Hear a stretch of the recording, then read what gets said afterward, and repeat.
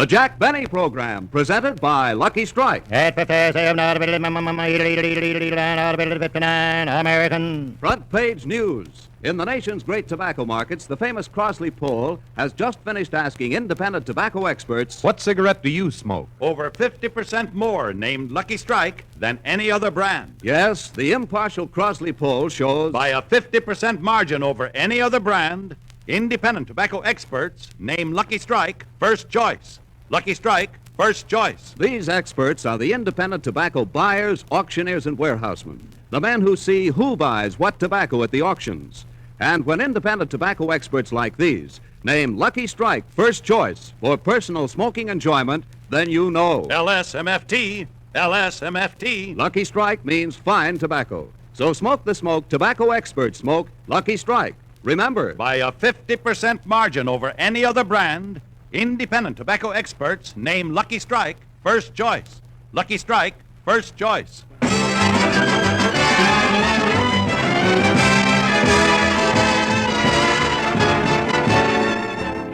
The Lucky Strike program starring Jack Benny with Mary Livingston, Phil Harris, Rochester, Dennis Day, and yours truly, Don Wilson.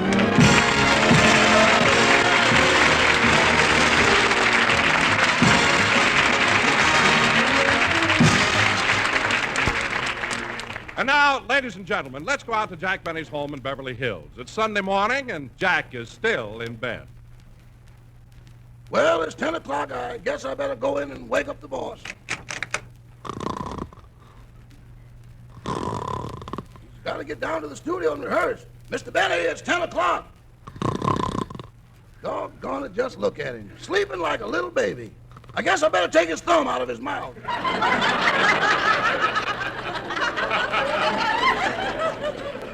Come on, Mr. Benny, it's 10 o'clock.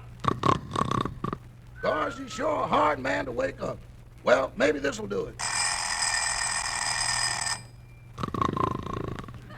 Oh, come on now, boss. This is getting monotonous. Open up those baby blue eyes of yours. Maybe this'll work.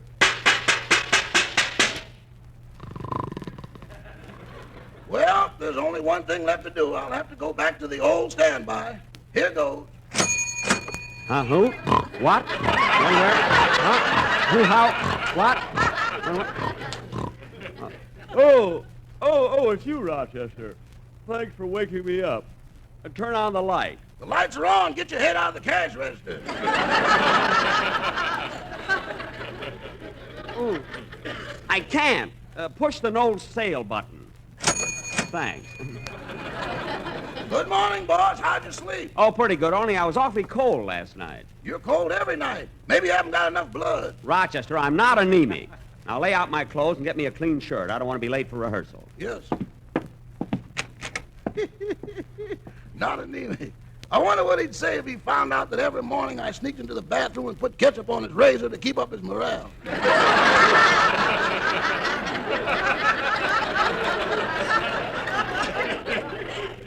Now, let's see. The shirt should be in this drawer. Woolen socks, handkerchiefs, sweaters. Uh-oh, what's this? A bottle of ketchup. Rochester, how about my shirt? Coming, boss. Here it is. Thanks. Say, boss, while I was getting the shirt out of the drawer, I noticed a bottle of ketchup. Oh, you did, eh? Yeah, where'd you get it? Rochester, come here a minute. Huh? I got a little surprise for you. Surprise? Yeah, you keep putting it on and I keep scraping it off, but I'm not wasting it just to please my vanity.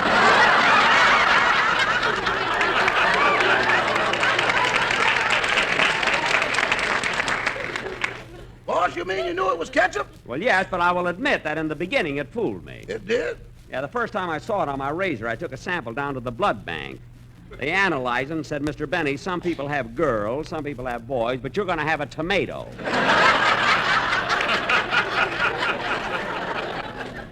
Now, I want more... You answer the door, Rochester. I want to finish dressing. Yes, sir. Oh, what a beautiful morning. Oh, what a beautiful dawn. Now that it started in raining, I won't have to sprinkle the lawn. Yeah, it's about time. Coming! Hello, Rochester. Oh, good morning, Miss Livingston. Say, Rochester, now that we've had rain, why don't you take down that sign that Mr. Benny has in front of the house? Which one? The one that says water inside, 25 cents a glass. No use taking it down. I'll just change water to lemonade.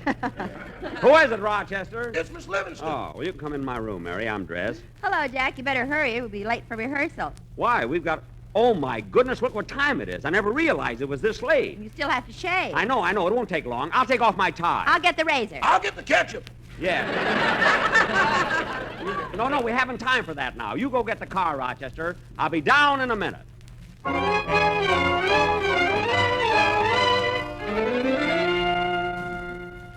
Try the motor again, Rochester. Yes, sir.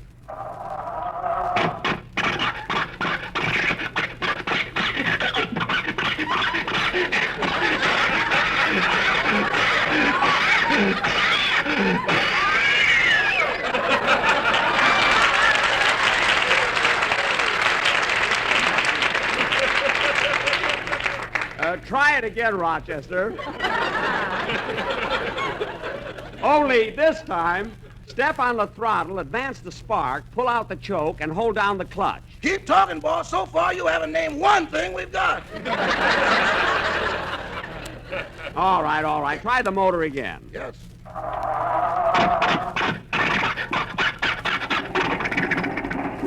There we are. I knew we wouldn't have any trouble. The motor was cold, that's all. You know, it's been quite chilly here lately. If you think it's cold here in California, let me read this letter I got from Mama. Oh, a letter from your mother, eh? Well, what does the wild Irish rose of Plainfield have to say? Well, just a second. I have it right here. Okay. My darling daughter, Mary. Wow. This is the first chance I've had to write you since the recent blizzard here in Plainfield. In some places, the snow was so deep, many people got lost. Gee. Your sister, Babe, went out during the worst part of the storm and rescued 3 men. It was sure smart of Babe putting that keg of brandy around her neck. On her, it would look good. Imagine finding 3 frozen men. Go on, Mary. She's thawing out the cute one and putting the other 2 in the deep freeze. What? So much for Babe. Good. But it's been so cold, your Uncle Harry has been sitting in the living room all week with his feet in the fireplace. I wish I could break him of the habit, as he's getting shorter every day. That's silly. What else is new? Mary, you have no idea how much inconvenience the blizzard caused. People got stranded in offices, stores, and factories. And your father was stuck in a burlesque show for 10 days. We finally got him home, and he's all right now. Except I wish he'd stop applauding every time I take off my apron.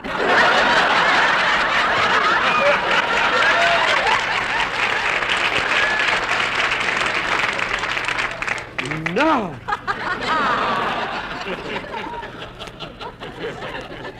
I don't mind that so much, but now he's building a runway in the kitchen. Oh, Mary, your mother's too old to go back to that.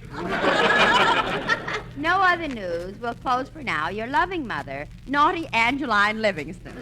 Mary, the next time you write your mother, tell... Rochester! Right, here we are at the studio. Yes, sir. Yeah, I wish there was some place to park along the street. Oh, for heaven's sake, Jack, why don't you put it in a parking lot? Yeah, I guess we'll have to. All right, Rochester, drive in here. Oh, boy, a real parking lot. Wait till I tell the boys in the lodge about this. Never mind, just go in. Now, Rochester, you go over and pay the attendant. Miss Livingston and I are going into the studio. Yes, sir. Say, Jack, look at that beautiful car driving in. Gee, what a car. A chauffeur in uniform and everything. Must be the president of the network. Here we are, sir. NBC. Thank you, James. Mary, it's Dennis. Let's watch this. I'll get your things out of the car, sir. Hat and coat. Thank you. Your hat. Thank you. Your popsicle. Thanks. James, you've been licking it. Hey, Dennis! Huh? Oh, hello, Mr. Benny. Hello, Mary.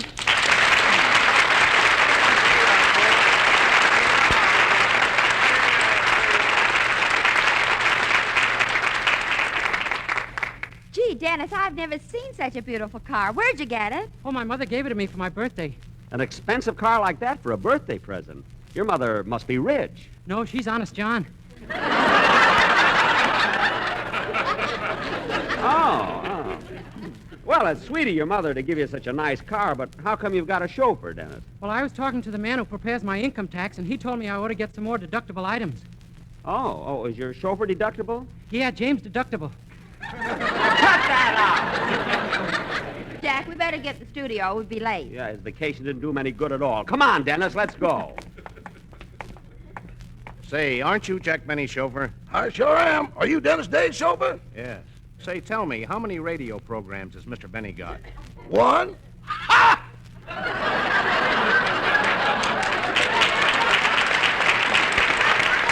Rochester, I'll be out in an hour. Come on, kids, we better get to the studio and rehearse. All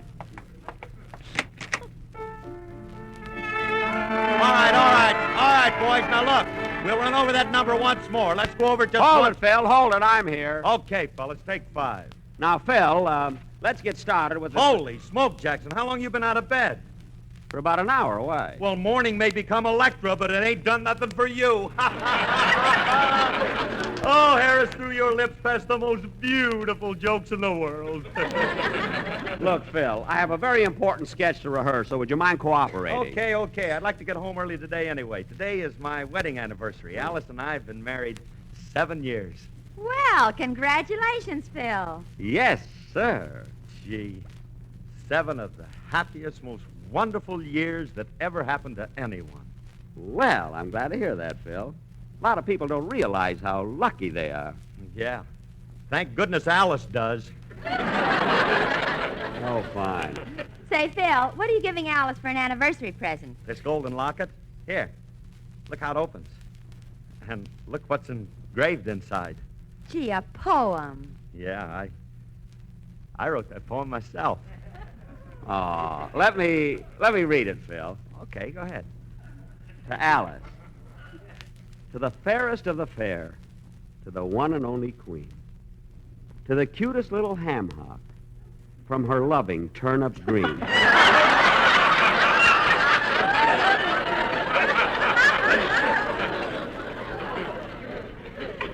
Why, Phil. Bill Z. Harris. Oh, gee. I guess I'm just a sentimental old slush. No, Phil, you're cute. But now, look, kids, we got our sketch to rehearse. There's something else. They scratched it out here, huh? We got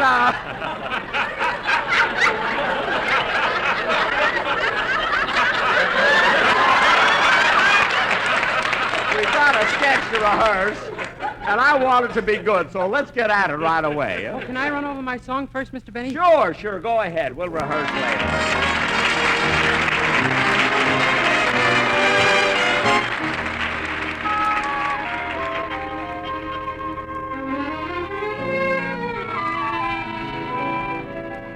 A melody was played pianissimo. The harmony was so very sweet. I can't remember the name of the song, but I do remember dancing in your arms. And then a voice came through pianissimo with lovely words that seemed to repeat. I love you, darling, but all I recall are the words you whispered dancing in my arms. Pianissimo means soft and low, and soft and low were your sighs. Darling, now I know that tender glow was love shining in your eyes. And then we stole away pianissimo, and and kiss goodnight while stars danced above. I can't remember the name of that song, but I do recall it helped us fall in love. It helped us fall in love.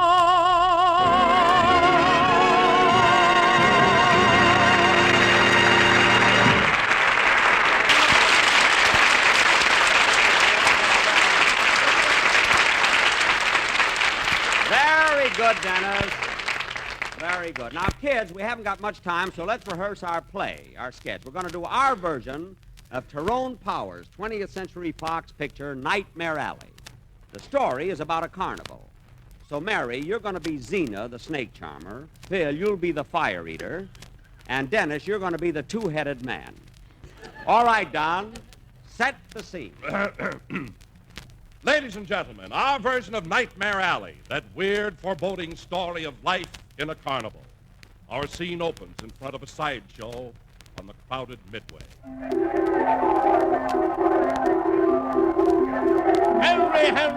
Hurry, right this way. Step up to the platform and bowl the price at 25 cents. You'll not only see the tattooed lady, the two-headed man, and the fire eater, but the one and only geek in captivity. Yes, folks. That scream you just heard was the geek. That wild, inhuman fiend is dangerous. He is a beast. He is a monster. He is a monster. Watch it, Elliot.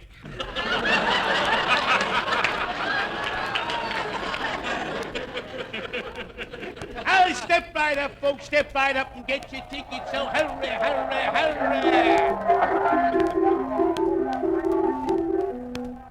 Oh, Zena. What is it, Tyrone?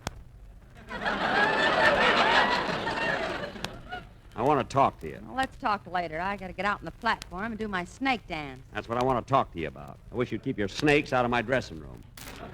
Why? This morning, I thought I put on a necktie, sat down to breakfast, and it ate more than I did. Well, if you don't think my snakes make a good tie, take it off. I can't. He swallowed a whole egg. Now I can't get him back through the loop.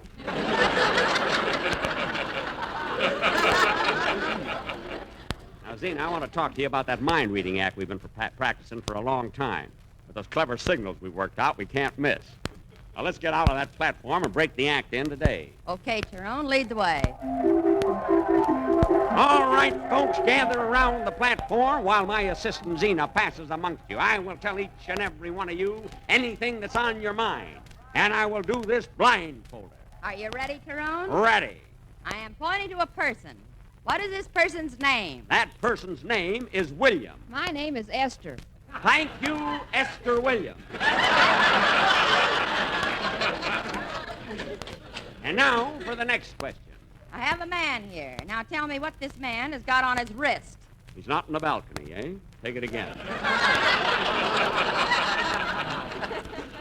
Now tell me what this man's got on his wrist. Wrist? Turn around so you can't watch.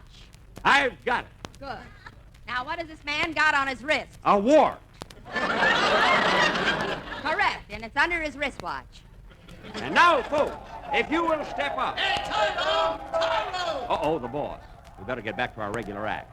All right, ladies and gentlemen, step up close to the platform and see Zena, the snake charmer. She will do her famous snake dance. Hey, you four fellas in the front. You four guys. Have you got your tickets? Good. Then step up close and watch Zena do her famous dance. Okay, Zena, let it go.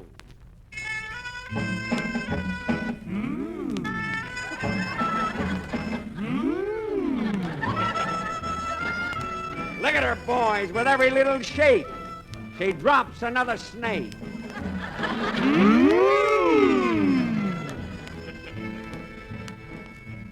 LSM, Lucky Strike's the smoke for me. We will tell you something confidential. Quality of product is essential to success, to continuing success. Boy, now look, you're not supposed to dance. Only the girls dancing. Fellas, you're not supposed to dance. Only the girls. LSMFT. Just watch the show, that's all. Cigarette for me. Every man who knows will raise his voice and tell you Lucky Strike is his first choice. So don't be late. Buy those Luckies right away.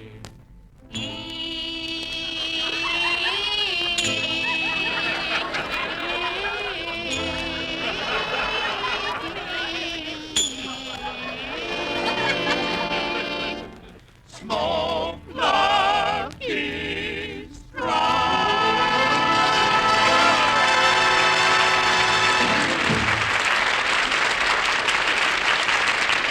Okay, folks. Okay, there'll be another show in 7 minutes. Zena, come here, will you? What do you want now? I'm packing up and leaving the carnival. Leaving the carnival? Tyrone. Tyrone. Tyrone. Tyrone. Why don't you answer me? I love that name. But, Tyrone, you can't leave the carnival. It's in your ketchup. I mean, your blood. And my blood, I don't even know why I joined the carnival. That geek is driving me nuts. I'm tired of living with those other freaks in Nightmare Alley. But, Tyrone, they all joined the carnival for some reason. Yeah. Say, maybe if I found out why they joined, I wouldn't be so mixed up. It might help me solve my problem. You mean? Yes, Portland. It's time to go down to Nightmare Alley.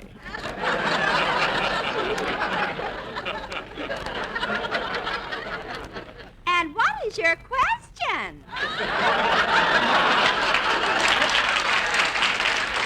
The question for tonight is, why did you join the carnival? Shall we go? As President Truman said to Mrs. Truman, we might as well walk. We've got no porch to sit on.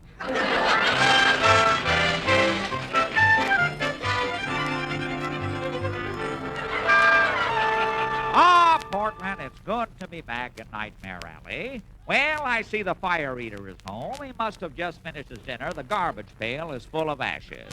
I'll see. I say somebody's whopping my panel with a hot knuckle. You're the fire eater, aren't you? I beg your pardon? I said you're the fire eater, aren't you? Bronson's the name. Come right on in and join me. I'm just having a cup of lighter fluid. Oh, thanks. Tell me, how long have you been a fire eater? Practically all my life, son. When I was 6 weeks old, I burped and set my crib on fire. I see. And, son, being a fire eater affected my way of living. Such as? My favorite cartoon is Ella Cinders. My favorite movie is Forever Ember. And your favorite radio comedian? Jack Benny. Benny? He burns me up. That's a joke, son. I know, Mr. Robson. Well, laugh it up. Don't just stand there flicking my flint. Look,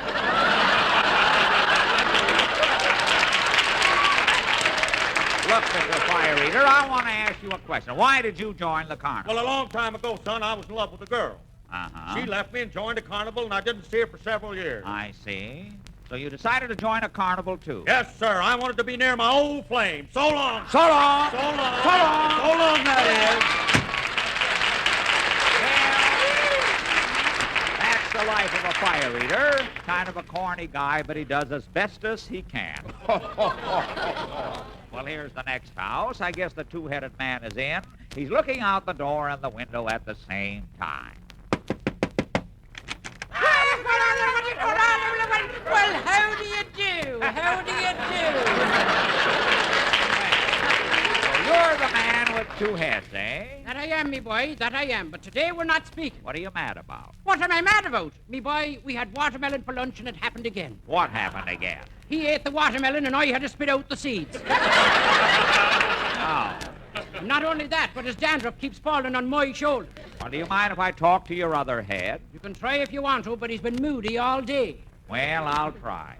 Hello? Howdy, Bob.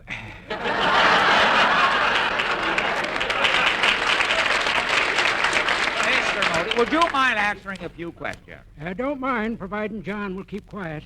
Oh, is that his name, John? Yep, I'm John's other head. What? Oh, that's pretty good. You can send me out in the rain, Bob. I'm a slicker. That's a fine sense of humor. You ought to be ashamed of yourself. I'm warning you, John. Stay out of this. I'll knock your block off. Oh, so you're going to knock me block off? That's what I said. I'll keep your nose out of me. Wait a minute. You two shouldn't argue like that. After all, having two heads, you have to eat together, sleep together, and live together. Not after tomorrow morning. What? When I shave, it'll be push, pull, click, click, and I'll be all alone. Well, look, I only came in here to ask you a question. Why did you join the carnival? Well, I'll tell you, John. With the prices what they are today, we had to work where we could make the most money. The most money? Why? We've got 2 mouths to feed. Good day to you. Good day. Having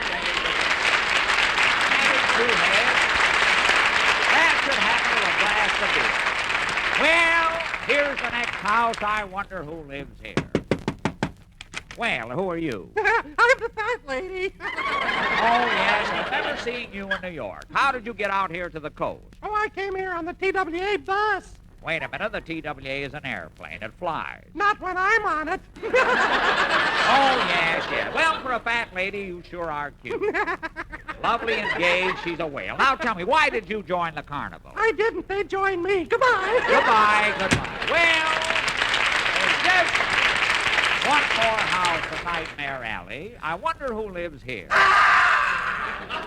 Gad, it's the geek. Well, I might as well ask him, too. Pardon me, are you the geek? Yeah, I'm the geek. I'm the most inhuman, ferocious monster in captivity. Well, tell me, geek, where were you captured? In Bullock's basement. In Bullock's basement? What were you doing down there? I was buying Chanel No. 5. I stink. Oh, I see. Well, tell me, geek, why did you join the carnival? I told you, I was captured. Well, are you doing all right with the carnival? Yeah, they give me $10 a week and all the people I can eat. You eat people? Yeah. Won't you come in? Of course not, but you're kidding. You don't really eat people. Sure I do. There's a girl in Plainfield gonna send me 2 out of her deep freeze. What? Goodbye. Goodbye. Well, that ends Nightmare Alley. Come on, Zena. It's time for you. By a 50% margin over any other brand, independent tobacco experts name Lucky Strike first choice. Lucky Strike, first choice. Back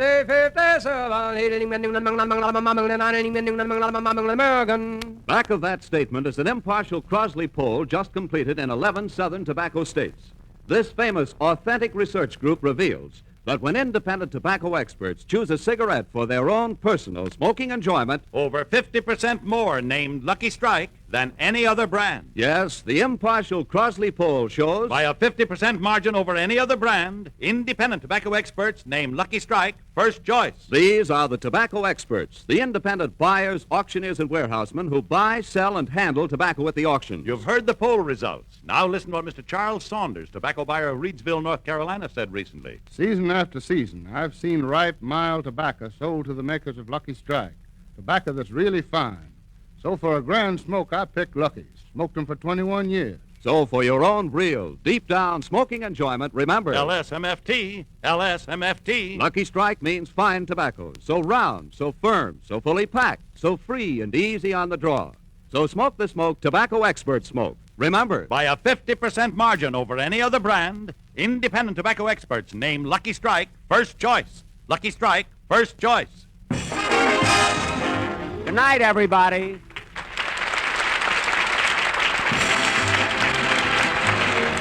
This is NBC, the national broadcasting company.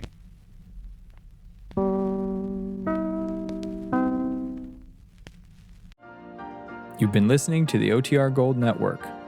Find more classic radio at otrgold.com.